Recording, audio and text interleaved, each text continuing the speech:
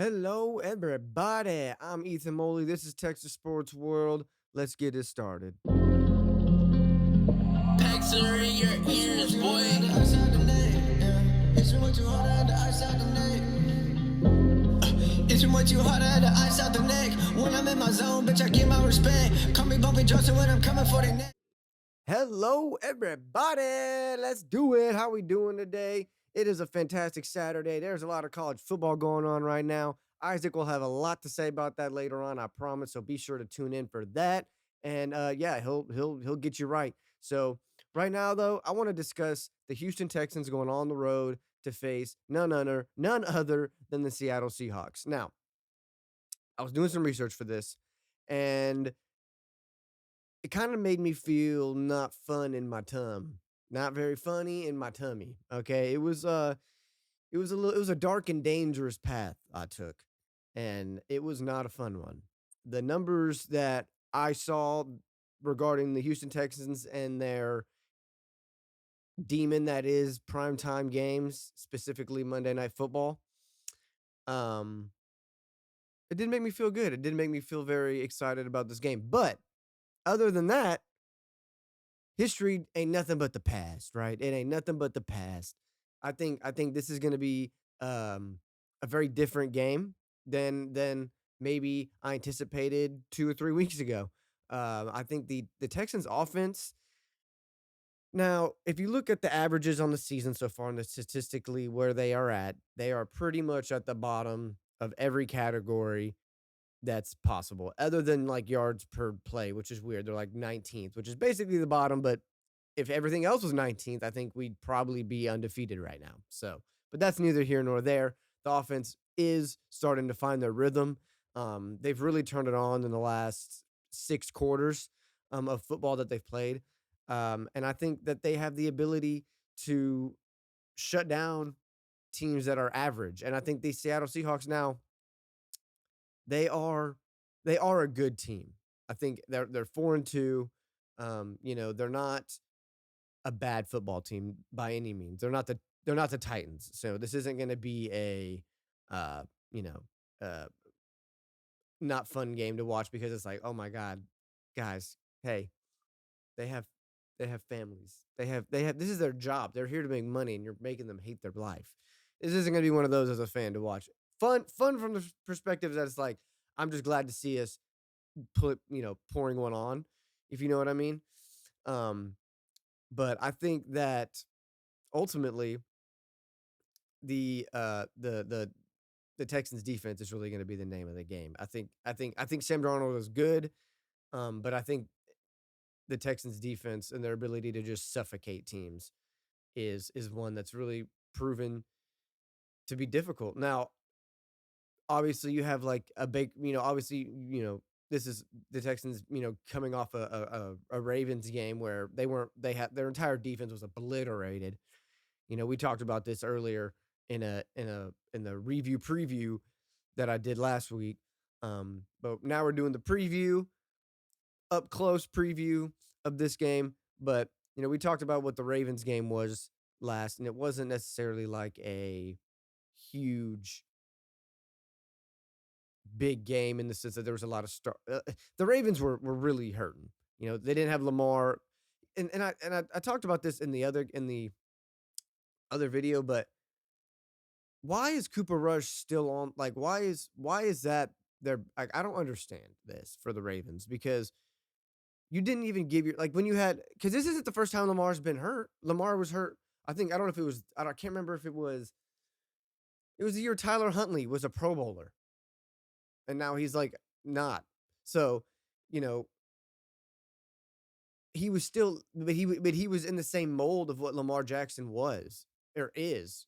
So like you didn't have to change too much about what you were doing. Now, obviously, it wasn't going to get done to the same degree that Lamar and them that Lamar does it, but you could still do the stuff but with Cooper Rush, you're having to change your whole entire. It just doesn't make any sense to me. It really doesn't. But that's neither here nor there. We beat them. We're moving on to Seattle. So I'm gonna deep dive into. Let's see. There we go. Some of these numbers that I've found recently, in the research that I did. So I was now so the first numbers I'm gonna give you were pleasantly surprising. I was expecting them to be much worse, honestly, just in my recollection. Um, but in the games in between, so I'm gonna give you the average margin of victory and the average score. So I'm gonna give you the average score against the average score for and what the average margin of victory was. You'll see when the basically subtracting the averages, right? I guess that's not really average margin of victory. But so the Texans' average point score was about 21. That sounds right, but even that sounds a little high to me. Like I was expecting it to be like 18, 17, somewhere around there, but and their average points given up was 24. That also seemed doesn't make didn't seem right to me because I'm scrolling through the scores. There was probably it was probably because there was a couple like 10-6 games in there, a couple, just lower scoring, closer games. But there were also some like really, really, really, really bad ones. Like uh there were let's see. Let me go back to the list that I got it from real quick. Oh, 1 second.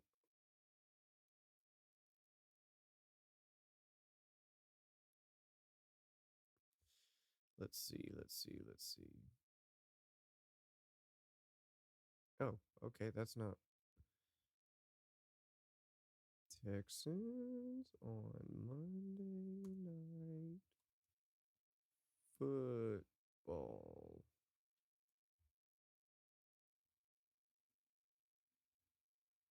There we go. Okay.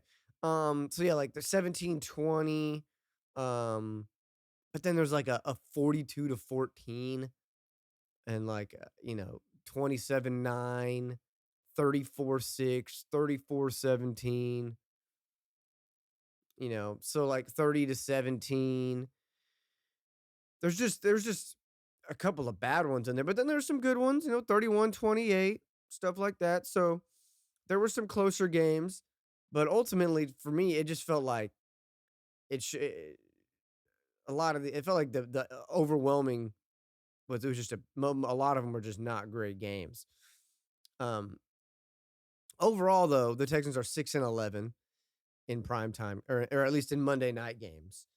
Um, and then they are 2-4 in their last six. Now, obviously, moving on to Seattle and kind of what they're looking like on Monday night games and like kind of their team history. Obviously, they've been around a little bit longer, so it's a little bit skewed in the numbers. But regardless, the trend definitely shows Seattle being a much more, a much more, how do I say this? A much better opponent, I guess, on Monday nights. They are the average. So they on average they score 20 and they only give up 12. So their defense comes to play in front of the country, in front of on the national stage. Um, and because of that, their offense isn't forced to score a whole lot of points. So on average, they score about 20, and 8 points. Even that's a pretty good win, honestly. 8 points is like it's not a touchdown; it's more than a touchdown. So even if you can't, there's not like it's one play, so it's multiple play game. That's the margins in the NFL. That's a big win. Um, Overall, they're 31-13, so they win clearly. I mean, with the 8 points, you could see how much the average has to be you know, for the other team to have to score, to score 8 points on average more. They're basically on an 8 point deficit on average per time they play on Monday Night Football against the Seahawks. So and in their last six, I just kind of did the last six for both teams. Um, they're 4-2, so they've won. I want to see now that I'm thinking about it. I want to see what because I should have done this when I was doing the research, but I wanted to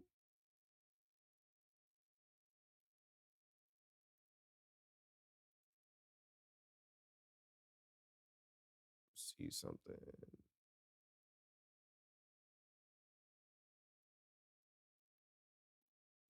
Okay. That's weird. I wanted to see what the Texans. I'm using StatMuse to try to figure out because you can. It's really easy to use. But I looked up Sunday. I wanted to see the record on Sunday Night Football, but it doesn't differentiate between Sunday night and Sunday because I just put it just brought up every single game they've ever played and brought up on Sunday anyway. And we are a losing team on Sundays, guys. This is bad. It's not fun. Not fun, guys. Not fun. Anyway, so yeah, but the okay, so let me just so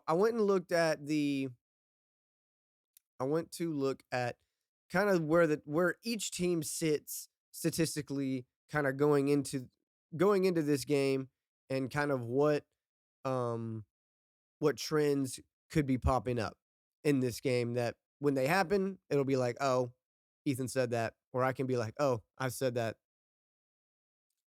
I'm not really surprised, you know. So let's start with the Texans. It's a lot of red on the offensive side of the ball, guys. It was a struggle, but I think these last 6 quarters definitely kind of even things out a little bit. Um, and I think that the trend is going up for the Texans offense right now if they can just um stay consistent and fit and not turn the ball over and give CJ Stroud some time.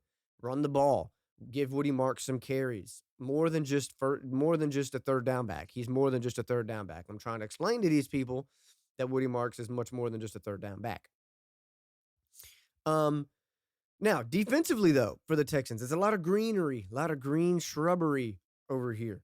Um they're plus 47 in points. So they've scored 108, only given up 61. And this right here is kind of odd because with how bad the offense was, like really this stat right here shows you the trend in the last 6 quarters on exactly how crazy it is. Because in the first couple of games, it was the offense, like there was just no movement. So because of that, the play count goes down and the play count for the other team goes up because they have the ball more. It's just kind of how it's the seesaw effect. Um, but we're actually plus 12 in plays against and plays run for, which I think is kind of crazy. Um, I mean, so and which is then the net we're 13th in that. So I'll take that. I'll take that. Uh, just to show you how good the Texans defense is right now. The So we have 581 rush yards, which is 22nd, which is bad, right? We've only given up we've only given up 453. And so have ran more than we've rushed for more than any opponent we've played against. Not like just on average, just adding it all up. Which is also really wild because the Texans have a really bad have had a really bad run offense. So the net stats and the net rank really, I think, are indicative of the last 6 quarters and of the last of the trajectory of where the Texans could go. Um, and I think that's something we should keep an eye on. If the Texans kind of come out and they start figuring it out, just know this isn't new. This is something that's been um kind of on the up and up so far. Uh, let's see, penalty yards 267 and opponent 259. So penalties have been relatively even. Not super, obviously you would like to keep the yardage down a little bit, but I think you're not giving up too many. You're not also, and it's penalties, it's 34 to 36 and penalties called. So It's not like you're giving the game away. There's not one game where you had like 10 penalties, 11, 12, 13 penalties, and the other team had 2, 3, 4. You know what I mean? So that shows a good step in the right direction, I think. I think that shows another step in where the offense and like where this team is going. Because a lot of times the penalties when it came to the Texans, a lot of times it was just a holding, false start, delay game, just things of that nature, bad procedure penalties. And now it seems like things are kind of evening out. So let's kind of move on. Now let's kind of go to Seattle and and they're a little bit there's a little bit more even green and red on both sides of the ball. It's not really dominated um by either one. Now with that being said, their offense is they're first in yards per play in 6.3, and they're sixth in opponent yards per play in 4.8. So they're playing very even football right now. They're playing very complementary football. Um, they've Now their run defense, along with the Texans, has played pretty well. They're third, so they've only given up 474 yards rushing. I mean, so this is going to be a game where can the Texans establish any sort of run game to get CJ and to get um the Nico and get Dalton Schultz, get those guys going, and then it'll kind of complementary football. It really that the Texans are going to live and die on that. They're not going to be able to go out there and throw. If there's no run game, they're going to struggle. If there's no pass game, they're going to struggle to run the ball. That's just how this team is built right now. There's not really one version of this team that's more dominant than the other. They really have to complement each other.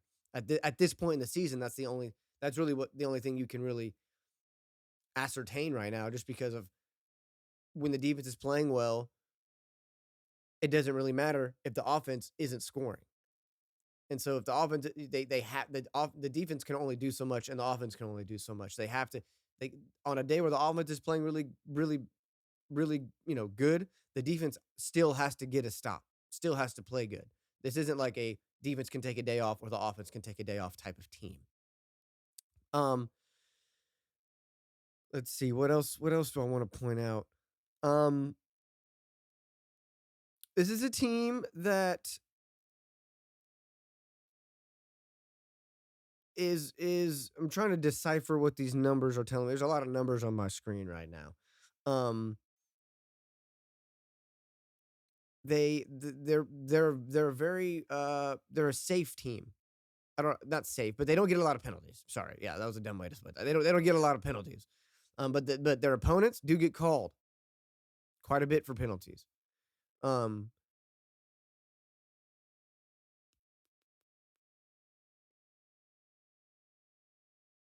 so on average they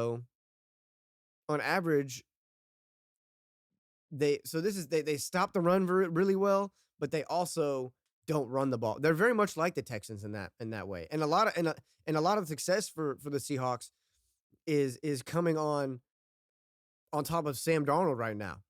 1,500 yards, 11 touchdowns, 10 point, uh, 9.6 average.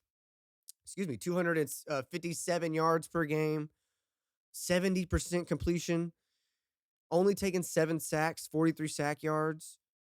Like, you know, Kenneth Walker, you got to give Kenneth Walker some credit here. He's got 4.7 yards per carry, 60 yards per game. So I think he's definitely. I mean, let's see. I want to see. So obviously, their number one guy that Stingley is going to have to follow is going to be JSN, Jackson Smith and Jigba. This is a guy I wanted the Texans to draft a couple years back. This is a guy that is probably going to be one of the top receivers to come out of Ohio State at the end of the day. Right? Garrett Wilson, Chris Olave, Jackson Smith and Jigba. The list goes on and on and on and on and on. Right now, they got Cooper Kupp.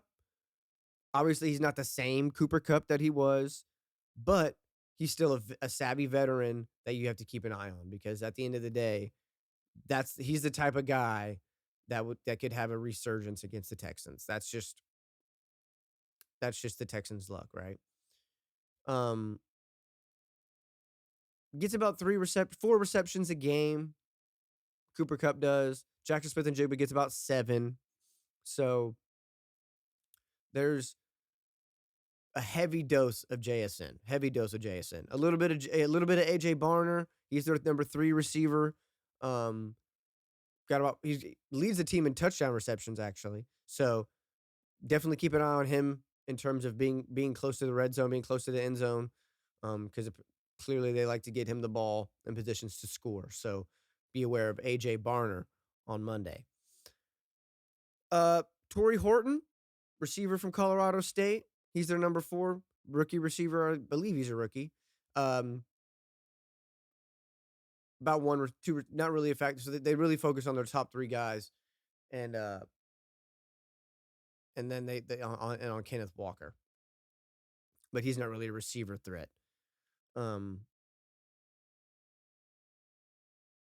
So yeah, I think that's kind of all the things that I wanted to say regarding good little 21 minutes, good little 22-minute video. I hope that you guys enjoyed this setup. Obviously, you see. Oh wait, where is it? Is it over here or it's over? Oh, yeah, over here. The little topics box. This is a little test run. I'm testing things out right now. Isaac's gonna come on here later and you know, give you guys a rundown of everything that happened right now in college football. But yeah, so obviously on the right here, we're gonna have a list of topics and such that we're gonna help us keep things on track, and also keep these videos nice and concise so they're not just ramblings. And yeah, I hope you guys enjoyed this video. I hope that you guys have a great, fantastic rest of y'all's week, and I hope the Texans beat the Seahawks on Monday Night Football. I'm going to. Oh, I should give you guys a score prediction, right? Yeah, I think I should give a score prediction. Huh, huh, huh, huh, huh, huh, huh. Let's see, score prediction.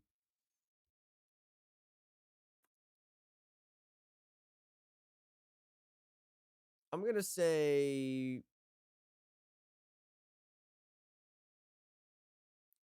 21-17 Texans. 21-17 Texans. Texans go on the road and they beat Sam Darnold-led Seattle Seahawks, and they right the ship. We're back on track. I'm gonna go 21-17. Houston beats Seattle. See y'all later. With that beefing on the net, tell me what's next, tell me what's next.